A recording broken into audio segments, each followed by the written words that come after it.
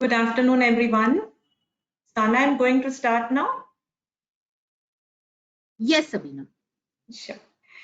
Dear listeners and participants, a very warm welcome from the Indo-German Chamber of Commerce to our webinar today regarding proactive approach by the Government of India to enhance cross-border trade. Thank you for joining us this afternoon. My name is Sabina Pandey and I am the head of the legal department at the Indo-German Chamber of Commerce and also the regional director of the Kolkata branch of IGCC. One of our main tasks in the legal department is to assist Indian and German companies in amicably settling trade disputes, and we are also very happy to once in a while host webinars such as today, where we give you updates on the legal and tax scenario. For today, we have tied up with the Indirect Tax Division of BDO India, and we will get to learn about the measures that the Indian government took to improve trade relations between India and other countries. Some of those topics will include improved quality standards, such as more automated processes for imports and exports, especially with regard to customs, which is very important for many of our member companies. We will also get to hear about the latest developments on the RoDTEP scheme and service exports from India. After the presentation, there will be a time for a Q&A session. So we request you to please write your questions in the comment sections on the right side of the panel. Our speaker of the day will be Mr. Krishna Barad, Partner for Customs and International Trade at BDO India. Mr. Krishna Barad has over 27 years of experience in the field in leading the customs and international trade compliance at large Indian and multinational corporations. His specialities include customs, free trade agreements, licensing, foreign trade policy, deemed exports, project imports, and many others. Krishna is also an expert on trade embargoes and export trade control laws. So now we are looking forward to your presentation, and it's over to you, Mr. Krishna. Thank you very much.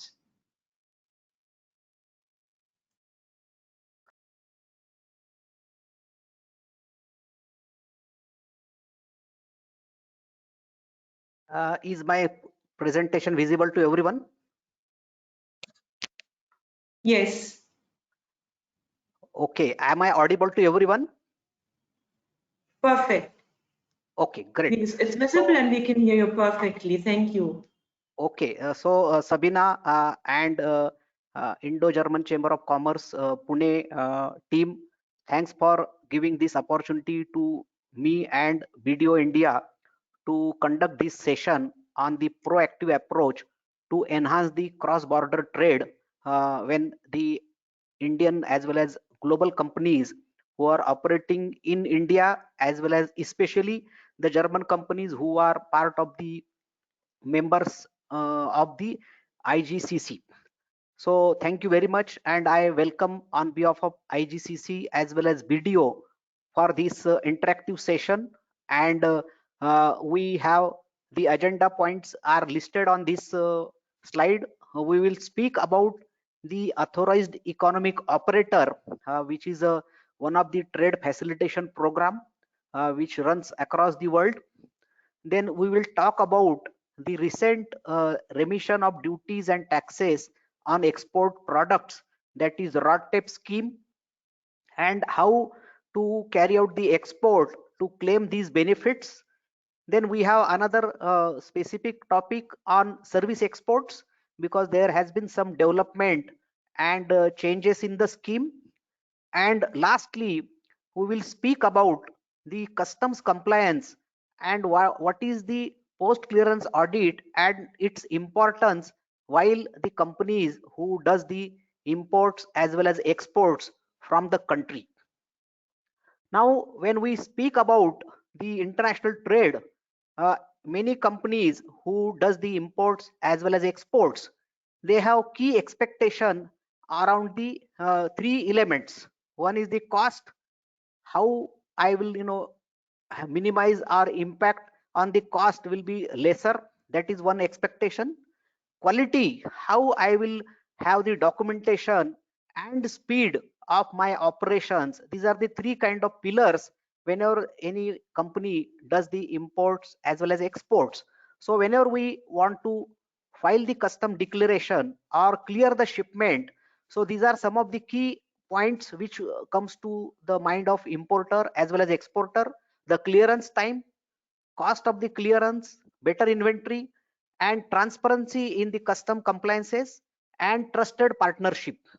And of course, India is having the ease of doing business ranking, which is getting improved every now and then, and government is putting lots of thrust on the cross border clearance time is one of the measurement to give this ease of doing business ranking. Now, to facilitate this trade on the customs front, government has introduced this authorized economic operator program, and the history goes back to the incidents of 9/11 which happened in United States, and which triggered to have such kind of partnership between the customs administration and the agencies who drive the international trade.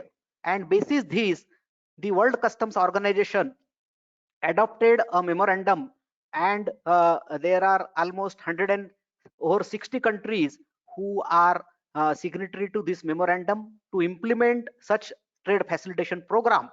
And it includes importers, exporters, and the logistics operators, meaning those who drive the international trade.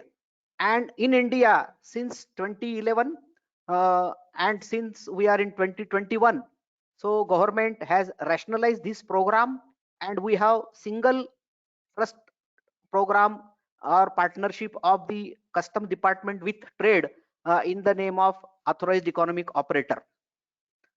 Now, who all are the players who can be these obtaining this prestigious registration? So we have typically three tiers, which are for the entities who are engaged into import and export of goods, and the people who drives this international trade, they come under the category of logistics operators. That means custom broker, freight forwarder, stewardess, port operators, including courier companies. They are eligible for this registration and the trusted partnership with the customs department. And the tier 1 is the basic certification, and the more the tier number increases, it is the highest or the next level of the preceding. So we have highest AEO tier 3, and it starts with T1, T2, and T3. These are the three programs for the entities, whether it is trader, manufacturer, or exporter, importer. Everyone is eligible for this registration. Now, as on today, while we speak, as on today on the website of CBIC, as on 1st October 2021, over 4,780 people or the entities has got this registration so far. And under each category, if we can see T1, T2, and T3, there are almost 3,900 certifications. That means the momentum is increasing, and this is one of the program of trade facilitation which is globally recommended by the various trade agencies and trade bodies like World Customs Organization, World Trade Organization, International Chamber of Commerce, United Nations, and Customs Administration, which is operating across the world to drive the international trade. Now, when this trade facilitation is expected by the industries or trade, obviously government has given certain benefits to encourage the importer to come forward for this prestigious certification, because this program is a supply chain security program along with the customs compliance initiative and expectation and requirements. So these are the tabulated list of benefits. That means any entity who is having the registration under these three categories of T1, T2, and T3, they get the highest trade facilitation at the customs administration. As far as the goods clearance is concerned, there are lots of benefits in terms of the reduction of the timing, reduced bank guarantees, as well as also dispute resolution in a time bound manner.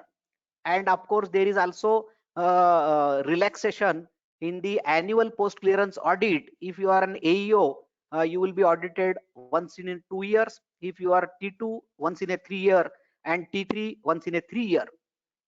On the another side, there are also procedural and operational benefits. You are given the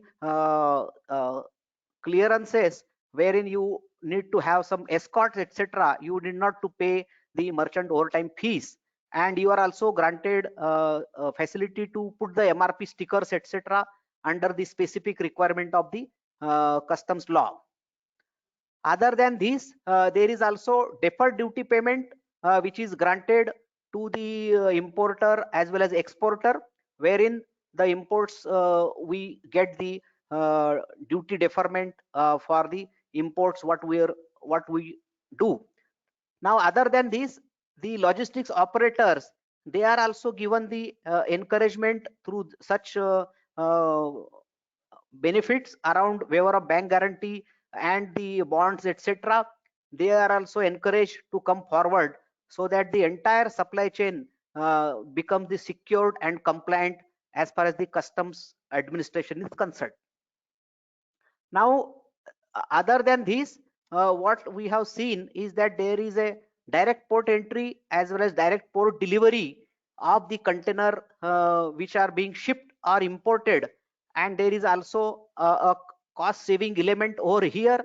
And this DPD or DPE, there are couple of reasons. It eases the inventory, it eases the customs space at the port as well as CFS, and also obviously it encourages and the importer and exporter gets benefited with the cost of the container which is moved directly from port to the factory instead of routing it through the shipping lines warehouse. So this is the one of the major benefit under the AEO program of DPD and DPE. And I referred to the deferred duty payment as well, wherein you are granted 15 days deferment on the custom duty payment. That means what custom says, clear first and pay later. So this is also one of the biggest simplification in the customs operations. Now how this program works? So this program has the online procedure of filing the application. Except the T1, it is 100% online. T2, T3 and AEO LO, it is online as well as offline filing is also required when we want to get into this certification. Now whenever we want to go for the registration, this program has the requirement of standardizing all the operations which takes to move the goods from port to factory, factory to port, and import as well as export. Local transactions and local sales or procurement, they are not in the ambit of the AEO program. And especially whatever customs filing we do or interaction with the custom department, all the procedures needs to be documented, recorded and submitted to the department at the time of application. And of course this also gives us an opportunity to review the each and every step of the customs activity, and which helps us in improving the overall procedures, bringing the simplification and systemic approach to do the customs activity and follow the better compliance. That's what we have seen. Now approval procedures. So typically AEO T1 registration, after submission it takes 30 to 45 days for the grant of the registration, while T2, T3 and AEO LO, there is a site verification which is conducted or carried out by the local customs department before grant of the certification, and they come and visit the site about the requirements as laid down in the customs circular 33/2016, with respect to security, CCTV and safety arrangements, and overall warehouse upkeepment as far as the goods which are being imported and exported. Now also there is a greater thrust from the government of India to execute mutual recognition agreement with multiple economies or the countries, so that the AEO certification holder is given the priority treatment in other part of the world where there is a MRA which is signed. And typically the MRA benefit is eligible or available for T2 and T3 category. T1 are not considered for the MRA benefit when it comes to the mutual recognition arrangement, etc. Now, once the AEO program or the registration is obtained, these are some of the mandatory compliances which one has to follow. Typically, whenever there is any name change or legal entity change, we have to reapply for the certification because of by virtue of merger, demerger, etc. And of course, there are certain intimations in case of any specific changes with respect to the earlier submissions made needs to be intimated within 14 days of such changes.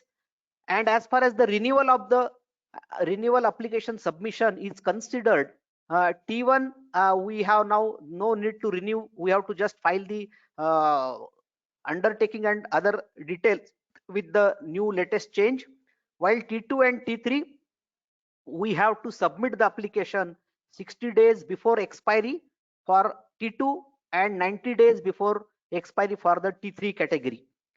Now one more thing, there is also suspension as well as downgrading of the AEO status if there is any non-compliance which is found or noticed by the department as far as the compliance requirements are concerned. So there is a provision in the circular to downgrade or suspend the AEO certification once it is granted. So we have to be very careful that when we get into this AEO program, we have to consistently see that all the operations they are compliant and there is no infringement or the malified intention, etc., which will then result into downgrading or suspension of the AEO registration as well. Now these are some of the specimen copies just we wanted to display, nothing to do with any specific company. T1, T2 and T3, these are the certificate copies how they looks like. Now moving on to the next topic of our session, it is the RoDTEP, and many of you must be aware what triggered to bring this new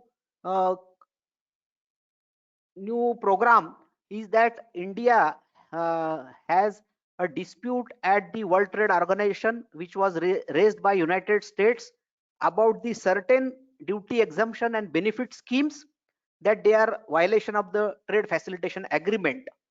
And on the backdrop of that, India lost the dispute, and then it was ordered by the panel that India has to replace the duty incentives and exemption schemes.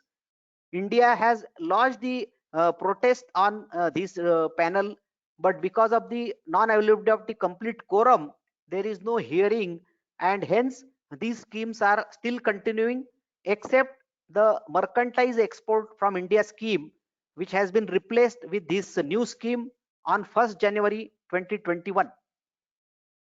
Now how this new scheme was panned out, this is the timelines. It started in March 2020 and it got implemented on 1st January 2021. So that means whatever exports the exporter has done until 31st December 2021 they are eligible for MEIS benefit. Whatever exports we have done on or after 1st January, we have to claim the RoDTEP benefit if we are eligible for this benefit. Now basic comparison what we have sought is that MEIS it was an incentive which was considered as an reward in the form of script, to offset the infrastructural inefficiency and associated cost. That was the rationale behind granting this benefit. While RODTEP, since GST has been implemented on 1st July 2017, and there are many other taxes which are not creditable, or they are not refunded by any scheme under the customs or GST law or the foreign trade policy, and that's why government has brought this remission scheme in the form of RODTEP to offset those embedded taxes as an percentile on the export FOB value. Now this scheme got implemented with effect from 17 August as far as the rates are concerned by DGFT, and DGFT is the administrative authority for this scheme, while the all operational requirements are monitored through the IceGate, which comes under Central Board of Indirect Tax and Customs, that is CBIC. So these are some of the ineligible categories for the benefits under the RODTEP scheme, and I will not read all, but predominantly EOUs and SEZs, as well as the exporter under the advance authorization and the custom bonded warehouse people who are registered under section 58 and 65, they are not eligible for this benefit. And of course, recently government has formalized the committee to have this committee for the consideration of rate revision of all these products which are being exported under these specific categories. Now key sectors for various reasons they have not been considered for the benefit of RODTEP. Textile especially, because there is already another scheme which is available for this sector, and other sectors because of their performance or specific country specific requirements, they have been excluded from this benefit of RODTEP sector. Now the benefit which is given, this is the tabulation of the benefits, and for each chapter the benefit which was prevailing under the MEI scheme versus the new RODTEP scheme, there is a drastic reduction from the rate perspective. But please remember, earlier scheme was different, and the rationale and premise of the new scheme is different as far as the RODTEP is concerned, and that's why they are distinct in its nature. And we cannot, of course, from the rate perspective under the specific HS codes, the rates are different and they are on the lesser side. That's the industry who raised the concern with the authorities through trade association for respective sectors, but of course government has not looked into for revision of the rates, etc. as of now. Now key points on this scheme: one is that there is a mechanism we need to monitor the realization of the export proceeds, unlike the AIR-DBK or all industry duty drawback, where the payment, if we have not received for the export or the money is not realized, we may have to refund the benefit. The same logic is available over here as well. And of course, as I said, the advance authorization holder, EOU and FTWZ, SEZ, these are again out of the scheme as of now, but the committee has been formed, and maybe in coming months there will be some decision on granting the benefits to these segments of the industry as well. And one more important thing, that we have to utilize this RODTEP script within 12 months from the date of issuance or date of release of the benefit. Otherwise, there is no provision to have the extension or renewal or endorsement for the extension of the time frame. So please remember, whomsoever is having the RODTEP benefit, they have to utilize this or transfer or sell to someone who needs it.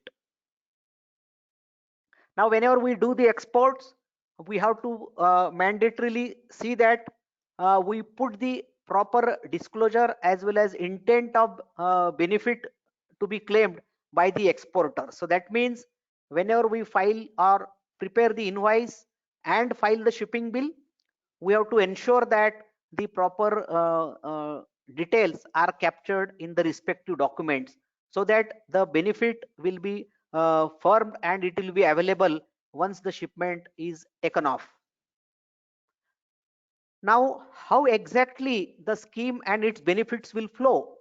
So first and foremost, the person or the importer exporter, he has to create a electronic ledger account on the IceGate system by using the digital signature. Then whenever we file the export invoice, we have to have the RODTEP declaration on the invoice, and same should be captured in the shipping bill as well.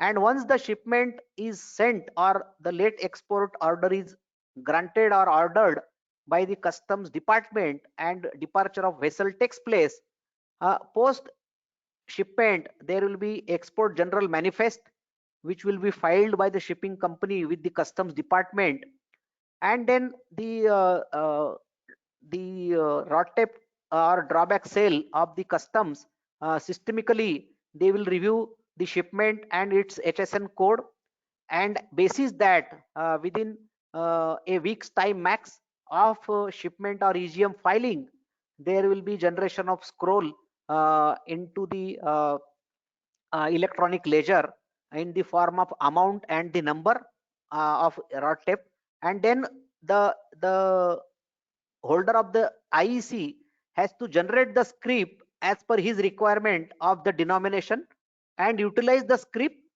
or transfer it to another IEC holder and keep the record of monitoring the utilization of the script as well as shipping bill, whatever number is there the realization of the money takes place. So that's the monitoring which we have to do, and as per the FEMA guidelines, the realization timing as per the FEMA master direction circular for export of goods and services, the timeline is 9 months extended up to 12 months basis the criteria and nature of the entity, whether you are DTA, EOU, SEZ or F2WZ.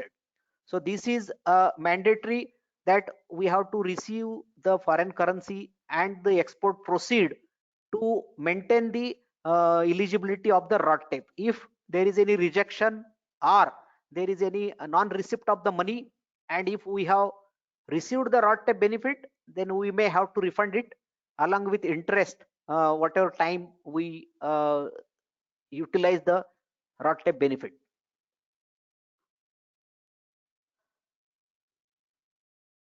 Now moving on to the another topic, which again unlike MEIS, there was a large dispute on the SEIS or the service exporter who does the export of engineering services and other eligible services. There also a lot of disturbance was there, and finally government has announced the rates, etc. The service exports is the scheme which comes under chapter 3 of the foreign trade policy, and earlier there was no cap on the benefit of SEIS. Now there is a cap which has been put recently up to 5 crore per IEC. That means any exporter who is eligible for these benefits, he cannot get the SEIS benefit beyond 5 crore irrespective of his export performance. And most importantly, there are only two categories which are eligible for the service exports benefit. One is the service created in India, that means engineering designing done in India, and electronically it is exported to another country who is recipient, where the recipient is situated in another country. There is another category which is eligible, that means a service provider in India creates the service and gives it to someone wherein the consumer of this service or the billing happens to overseas entity. Giving an example, say X company is engaged into engineering and designing services for oil and gas sector, and their parent company wins an contract from IOCL in India to conduct such design and engineering services, drawing, etc. for plant setup, then the Indian entity creates those services, delivers it to IOCL, but bills to overseas parent company, wherein the money is paid in foreign currency. Such services are eligible for ACI's benefit. Now, when we want to file the application, first and foremost, you should be having more than $15,000 earning in a year, in a financial year, because all benefits under the DGFT, they are always on financial basis, etc. Now the filing of the application, again you should have the net foreign exchange earning, that means gross earning minus the expenses towards carrying out the services or creation of the services. All that cost has to be reduced, then you will be granted the benefit on net foreign exchange earning. Also please remember, we have come across many companies, their executive travels to the overseas customer, etc., and they also uh, add these costs in the earning, because they bill it to the parent company or the customer. So please remember, it will not be considered for the earnings, and there are chances that DGFT may reject the claim. So please remember, the cost on account of travel, etc., if it is included in the earning, then your claim will be disputed and you will have to give the justification how and what is the cost of foreign travel, etc., etc. Now this ACI script, we can use it for the payment of basic custom duty, and the application has to be filed online, and typically it takes between 2 to 4 months for grant of the script by the DGFT office. And also please remember, if you are an SEZ unit, then you have to file the application on the DGFT portal, but select the Development Commissioner's office as your jurisdictional authorities. We have also come across many companies, they have DTA as well as SEZ operations also. If your revenue of DTA is higher, then you can submit the application to DGFT office. If the SEZ revenue is higher than DTA operations, then you will have to file separate application at the Development Commissioner's office as well as the DGFT office. We have also seen that many companies, they wrongly selected and they have to follow up with the authorities for the rectification and transfer of such wrong filing of the application. Now these are some of the again ineligible category under the service exports, wherein if you are into specific segment like management, consulting also has been withdrawn in the recent notification which was announced a month before, rather on 23rd September 2021. Now what all are the documents and intimations, etc.? These are some of the indicative list of documents which needs to be ready, and most importantly the invoice, packing list, and the FIRC and Softex forms. Many companies they are not aware that Softex forms are also required, and most importantly the people who are not registered with STPI for the service exports. So please remember, you have to obtain non-STPI registration and file the Softex form to claim the benefit, because certain DGFT offices, they request for the Softex form as well.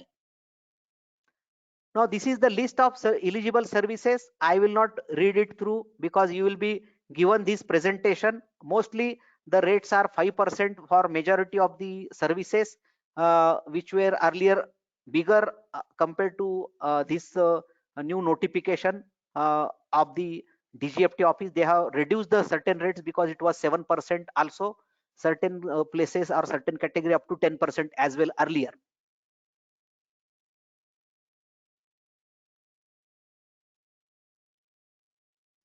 Now key issues what we have seen is that, interestingly, the window for filing the application is opened for 1920. Now it is, the rates are yet to be announced for 2021 as well as 21-22, because we are in 21-22 financial year now. Now management services, the benefit which was there for many companies, it has been withdrawn. This is also a big setback for many companies, because there are handful organizations who does support on the management services as well. Now when we file the application, defining the service category or the nature, and the CPC code and the GST SAC code, these are the important aspect of filing the application and making the service whatever is being exported which is eligible for the ACIS benefit. And one more important thing is that the RCMC or the registration cum membership certificate we have to obtain before exportation of the services. We have seen many companies, they are not aware of such requirement of RCMC. There is a Service Export Promotion Council on whose website you can visit and apply for the registration if your services are covered over there. Otherwise, anyone whose services are not covered, they can obtain the such RCMC from the Federation of Indian Exports Organization as well, that is FIO. These are the two agencies who does the RCMC issuance for the service sector category. Now moving on to another important topic of our discussion, and probably here I would like to spend some more time, as we are aware that we have fire audit, we have financial audit, and we have GST audit. And earlier we had Central Excise Revenue Audit, what it was SERA, and EA 2000 audit was also there under the for the EOUs, etc. And on the same lines, as we know today, the customs operations, they are all on self declaration basis, meaning we file the customs documents online. Whatever information is there, it is captured in the customs portal, and the goods are cleared for the purpose of import as well as exports. And this is all done basis the faith as well as accreditation. If you are an AEO holder, there is a priority treatment, green channel facility, etc. So on the sideline, to support this expeditious effort of the custom department, WTO and World Customs Organization, under the Kyoto Protocol as well as Trade Facilitation Agreement of the WTO, there is a mention that every customs administration of respect to member country should have a post clearance audit mechanism which can be used to monitor the customs compliance as well as legitimate trade, and the revenue is safeguarded as well as the illicit trade is also arrested.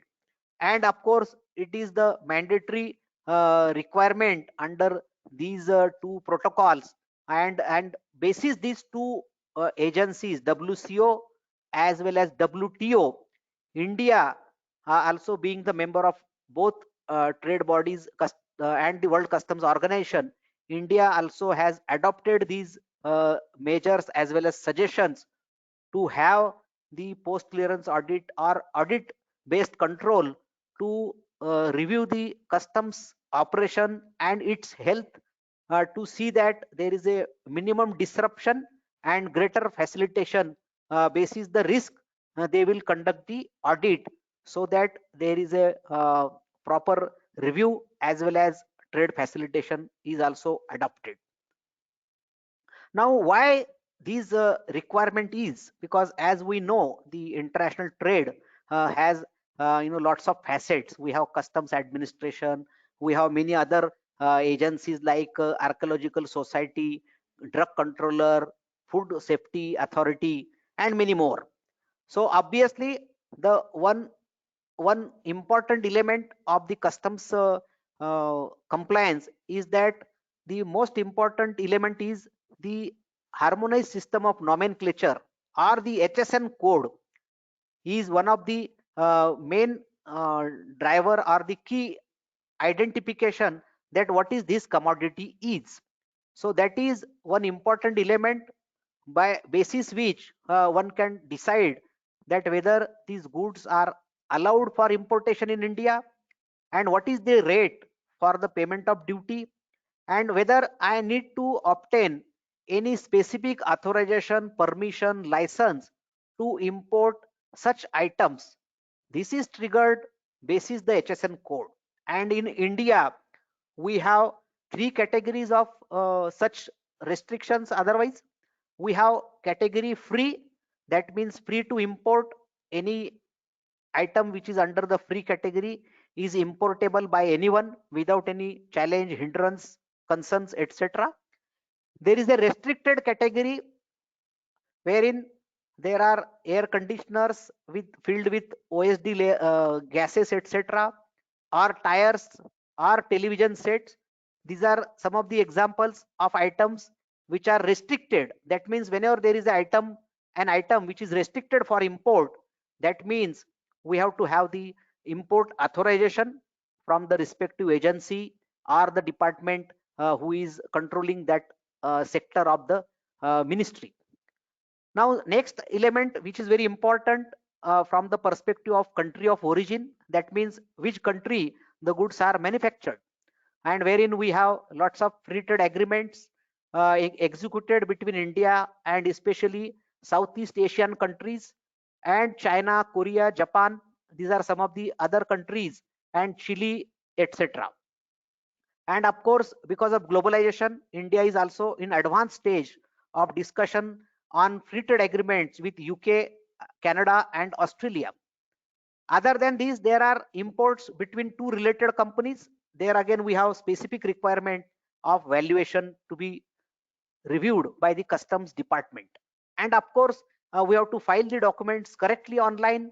These are some of these key points which we have highlighted over here to see that we have proper review of these all points while we do the customs licensing and import and export of the goods, etc.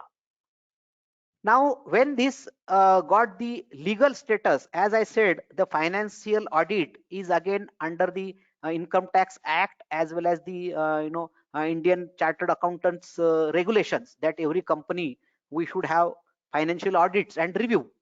Same way, the customs import exports are driven under the Customs Act, and in 2018 the act was amended to with insertion of section 99A to give the customs audit a legal status.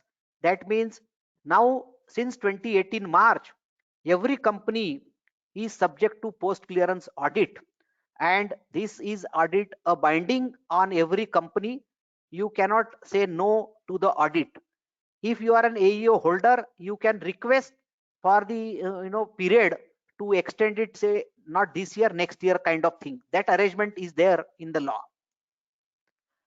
Now, as I said in the beginning, until 2011 there was a self-assessment concept was there, and now after 2018 it has become mandatory. All the procedures are on self-clearance basis, but they are subject to review and audit by the customs administration. Now, there are three categories of the audits which has been prescribed by the custom department. These audits are like transaction based audit, premise based audit, and theme based audit. So transaction based audit will be done by the customs IceGate system or the risk management group. Without visiting the factory, they will do the data analytics basis the filing and information what they have, and they will release a letter to the importer or exporter basis the finding of them. There is a premise based audit wherein they will visit the factory with advance intimation that they wish to audit the location. They will give the list of the documents as well. We have to file the documents, and then they will come for the audit and do the inspection of factory, warehouse, plant, etc. This is called as premise based audit. And there is a third category which we call it as theme based audit. This wherein they will select a specific sector to monitor the concerns and duty leakages, challenges or misdeclarations, etc., etc. Now, who all are in the scope? So these are all the people who are there under the AEO program, including the logistics service provider. Everyone is in the ambit of this post clearance audit. That means importer, exporter, manufacturer, service provider, or the trader, they are covered who deals with the goods, and the agencies who provide the services as well to drive the international trade. Now there are 9 commissionerate or audit circles has been created across the country, and these audit commissionerate are headed by the principal commissioner or commissioner level person, and they will review all the functioning of the audit mechanism, which will be monitored, and report will be given to the respective environment department or revenue department, etc. Now also to give the legal position, there has been introduction of the customs audit regulation, so that every company will have to maintain the required documents, etc., as prescribed in the audit regulation. So that means we have to be ready with the record data, information, documents, because we have already come across there are many companies who has been audited by the customs recent past, and we have to ensure that we are uh, uh, ready for audit to face in coming days. Now what exactly we need to do as an importer as well as exporter or the service provider? We have to see that there are proper review of the HSN classification and valuation, benefits claimed under FTA, etc., or where the goods which has been imported, they are subject to BIS or drug controller, etc., FSSAI. Review the checklist and the import bill of entry and shipping bill. See that whatever filings, their currency, country of origin, related party disclosure, etc., they are properly monitored. If we have used certain authorization under the different schemes like advance authorization as well as EPCG, then the obligations are monitored and fulfilled. uh, if there are any notices, etc., then we'll have to check and take the corrective actions, etc. And of course, wherever there are exports being made, the realization and proper EBRC, if we are claiming RODTEP, MEIS and SEIS benefits, they are taken. And lastly, the important aspect is that whatever ERP as well as the record keeping in hard copies, they are preserved for a period of 5 years or up to the time if there is any open litigation on a particular transaction. They are being maintained and monitored. And of course, there is a this request of the documents which are being asked by the customs administration when they come for the post clearance audit. And that's how we want to highlight over here is that every company is now subject to post clearance audit, and we have to be ready for this audit in coming days. So with this, we are through with the presentation, and now we will open the for the question answer session.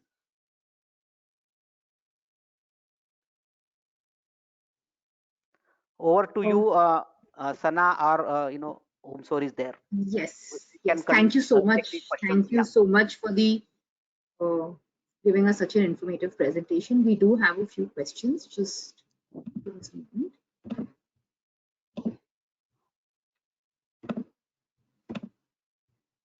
Yeah.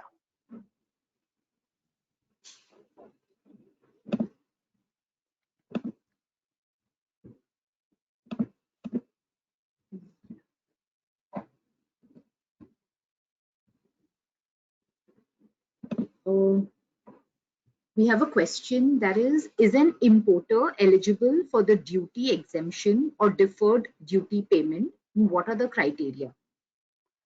So there are a couple of options if we want to claim the duty exemptions. One is that if you are into an EOU and SEZ enclave, then by default you are granted the exemptions under those respective schemes. Now coming to the specific question could be if you are into importing the goods and using it for the purpose of manufacturing, then we can claim the exemptions through advance authorization and many other schemes which are available. If we are not going to export those goods, then we will have to pay the custom duty in full, and there won't be any exemption available. The exemptions are available either for supplies of the goods for the specified projects, like if there are any infrastructure related projects, etc., then there is a provision in the customs law to allow the goods for those projects which are related to infrastructure. So we'll have to evaluate for what purpose we are going to import, and what is the further end use, whether it is for export, then yes, obviously you are eligible for claiming exemptions under different scheme of foreign trade policy as well as customs. If you are paying the custom duty, then there is an opportunity to claim the refund through drawback. This is also available. Further to the same question, what is the timeline for the post clearance audit? So post clearance audit will be carried out once in a year by the department. So that means it is annual affair, and it will be every year. Now only thing, whether they reach out to each and everyone or they will select the assessee, it is their prerogative. That means as an importer exporter, I am in the ambit of the post clearance audit, subject to once in a year. If they don't come, if you are an AEO T1, they will come once in a 2 year, once in a 3 year for T2 and T3 category. But otherwise, unlike financial audit, you are subject to audit which is annual in the frequency. Okay, thank you. The next question is RODTEP now available in IceGate, as we could not see till this date any scripts in our leisure after opening account in IceGate? Okay. So now, as per our understanding, there are exporters who has received the RODTEP script. Now we'll have to see the specific reason. If anyone, they can send an email to me, and we can evaluate in a better way after going through the IceGate, and we can support them if there are any challenges. So in the short, the answer is the RODTEP benefit is getting released by the department, and they have given the timelines also. There was a publishment on the by the custom department for the period how they will process the RODTEP benefits, etc. So if anyone has any specific query, my email address is there. One can write to us. We will definitely help them to give the more insight and support on the resolution of that if there is any concern challenge. Yes, sure. Thank you. Your email ID is up there on the slide right now, Yeah. in case anybody would like to take a note of it. The next question is transfer pricing. Is there any ease in SVB while applying and obtaining SVB for customs? So this is very important question, and in a challenging area. So just to give the perspective, that transfer pricing comes under the Income Tax Act, while the SVB comes under the Customs Act. And what happens is the custom department looks at it, the higher the value of import, more the revenue, whereas the income tax department has the profits, basis the profit the income tax will be levied.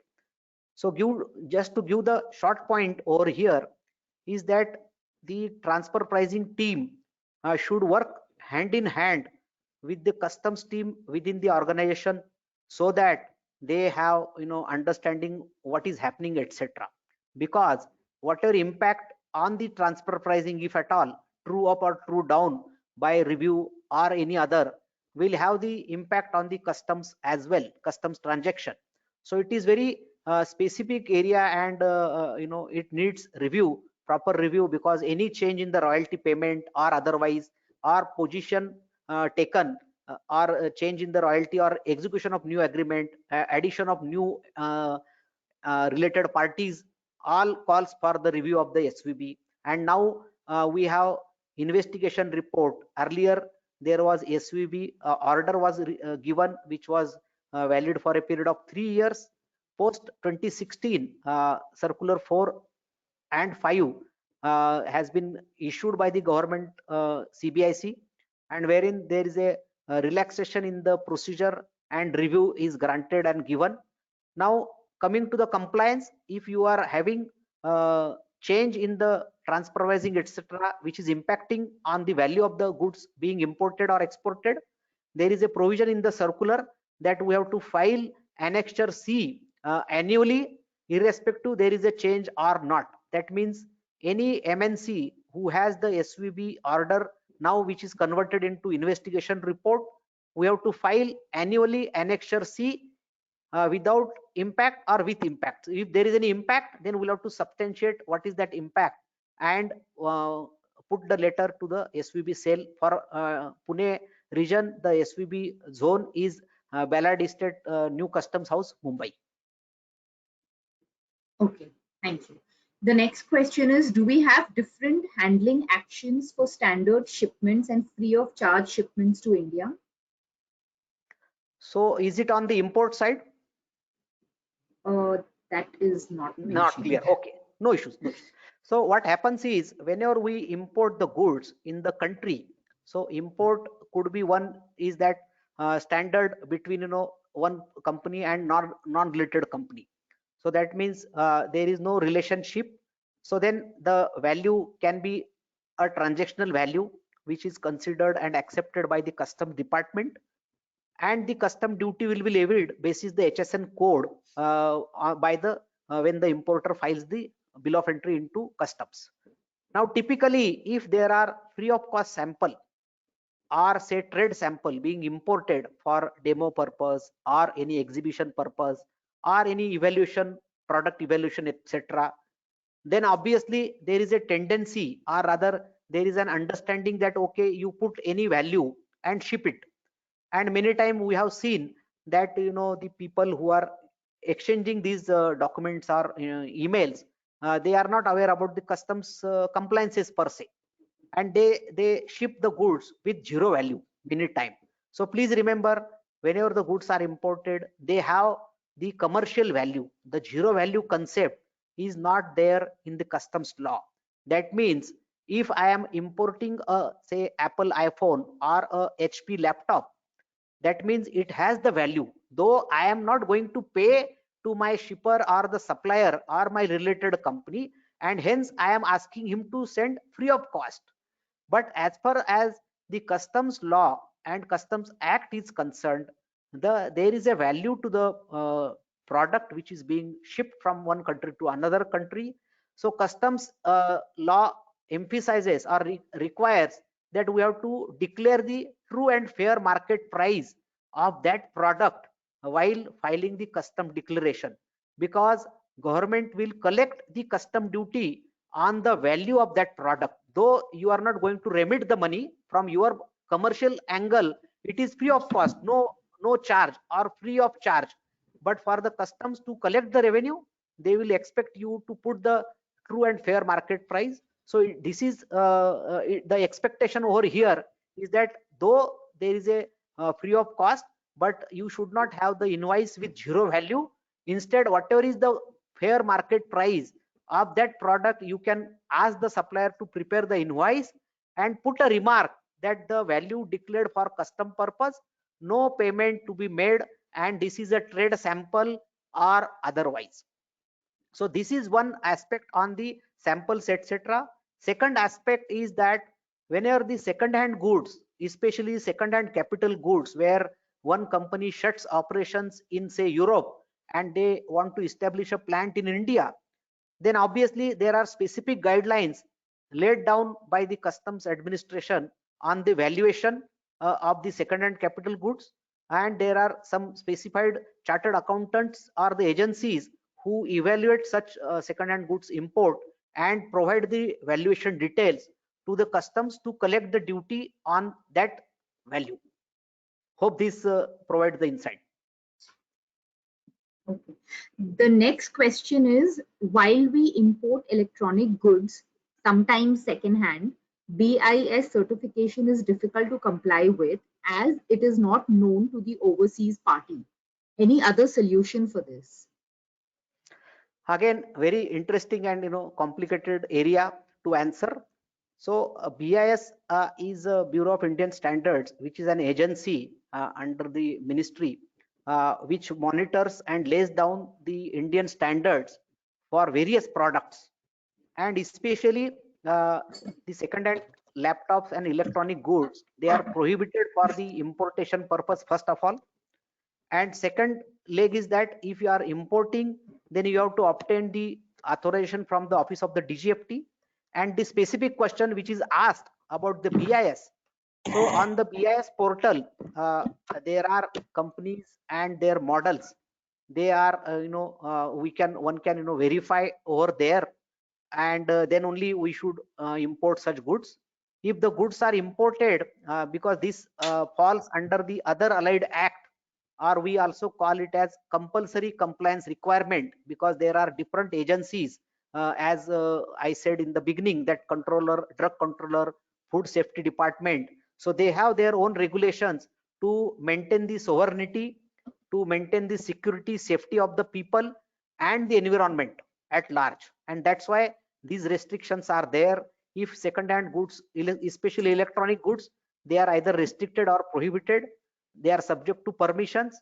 And if the BIS is not there, then the customs will not allow you to clear the goods. Then necessarily they will have to re-exported, and for this reason and the violation of the law, customs may levy the fine and penalty as well. So upfront, the request is, whenever you want to import anything, get the HSN code reviewed through your team or the custom broker, and see what all are the requirements when we are going to import such items. Otherwise it will be a challenge that goods will come, there will be delay, they will incur detention, damage, and moreover they may subject to fine and penalty because you are not aware about the BIS requirements.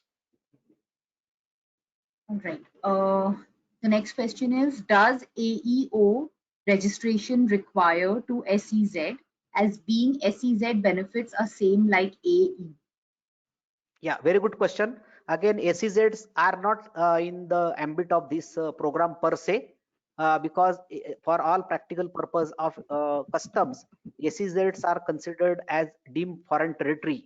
That means you are outside the country, or you are like different country from the customs administration perspective. So AEO SEZs are excluded from AEO registration, etc.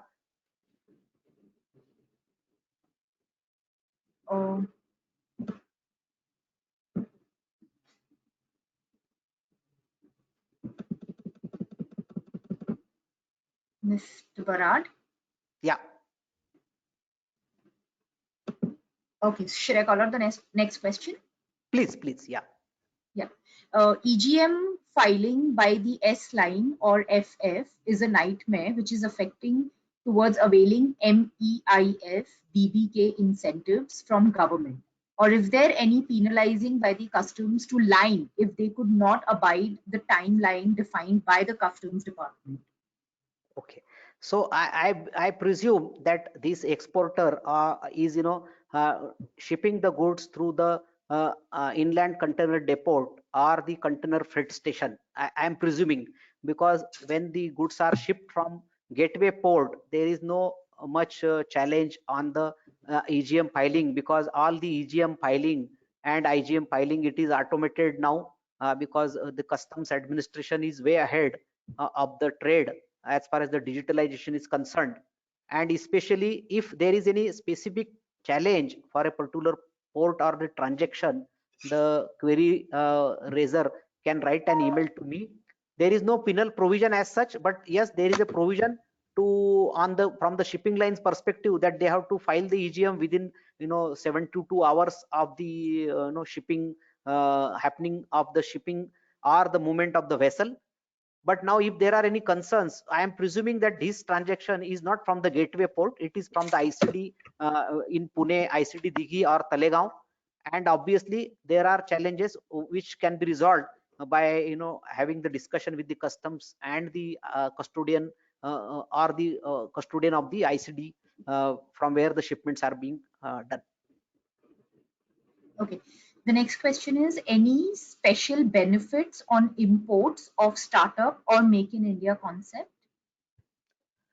Not really, because we don't see there are any specific benefits for startup companies or the people who are working in this field, because there are different other schemes which gives the benefit to them. On the import side, there are no specific guidelines issued until now. Only thing, there are certain guidelines for the R&D sector or certain sector.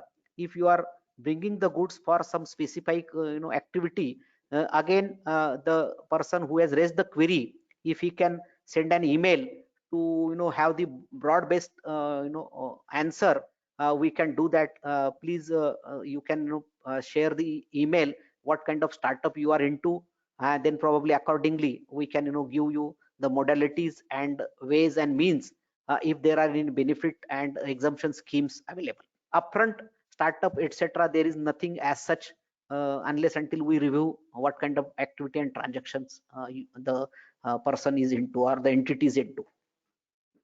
Okay, someone has written that if there is difference between shipping bill and EBRC currency, MEIS can be availed. We are finding challenges in processing MEIS application. Okay, again, very good question.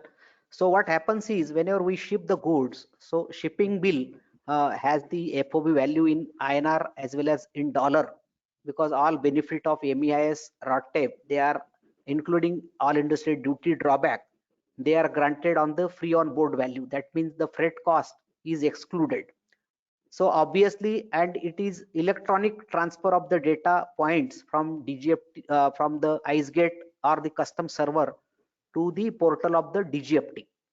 Now if there is any mismatch, so if there is any reduction on account of realization, one is that option, if it is lesser reduction, then you can claim the take the BRC to the extent of the money what we have realized and file the application. Now if it is other way around, that you have some challenge, if the currency was dollar at the time of filing but your money is received in euro or your BRC is received in euro, then you can request for the correction of the BRC to the bankers.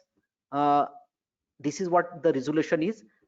Otherwise you can send an email to us to understand what is the exact transaction took place, so that we can guide you for the resolution. Okay. If supplies made SEZ to DTA unit with INR currency, is AD code of customer compulsory to mention on BOE, or can we mention remarks as no foreign inward remittance involved? So this is the import by DTA, right? Yeah, if supplies made SEZ to DTA unit with INR currency, yes, yes, it is. Okay.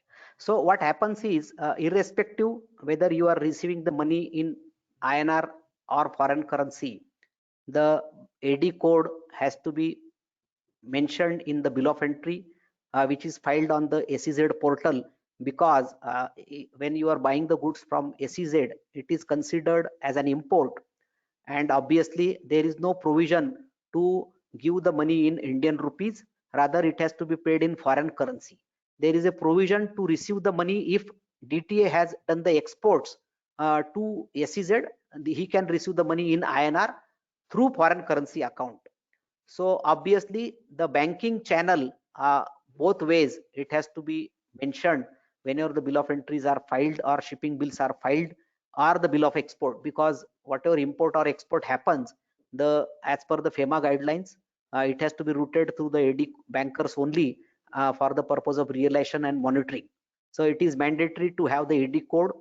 Now I am unable to understand the reason and rationale behind asking this question, but maybe the person who has raised it, you can definitely write to us and share the document, what kind of documents we are saying with respect to the about the AD code, etc. Okay, thank you so much for all your answers and comments. With this, we will bring the question answer session to an end. And may I now please request Ms. Sabina Pandey to proceed with the vote of thanks.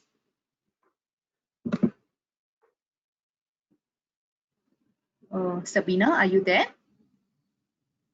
Yes, I'm there. I hope the camera will work soon. Yes, thank you very much. Good, good, good.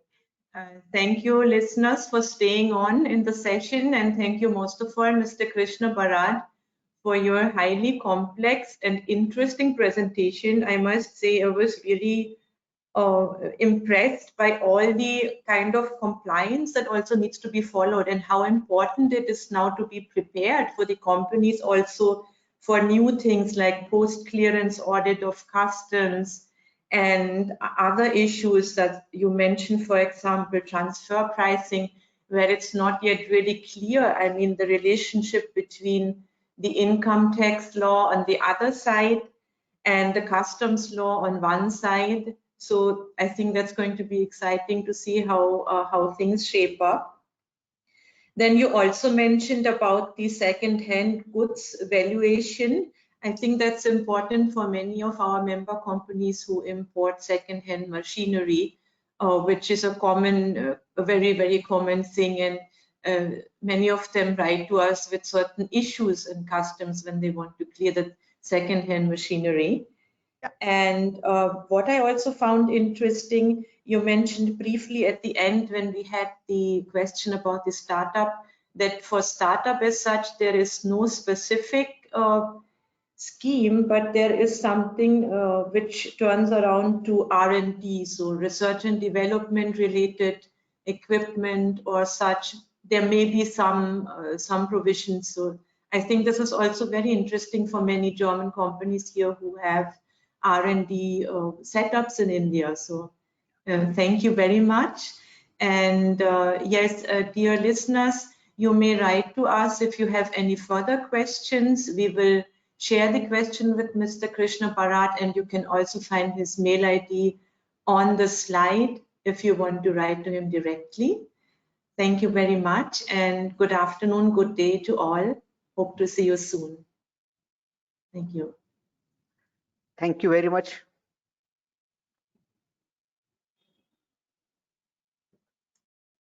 Bye, Sana, Monas. Bye, everyone. Thank you.